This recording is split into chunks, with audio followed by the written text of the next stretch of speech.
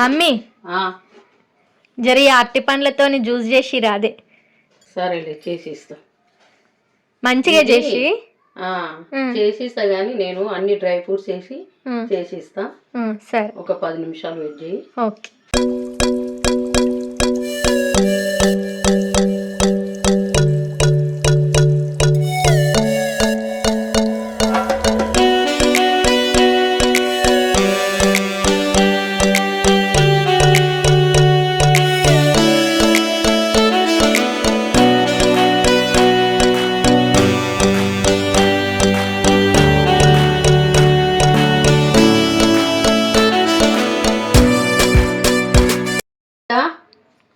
Mummy juice చేసిన వాటి తాగి ఎట్లుందో చెప్పు నాకు.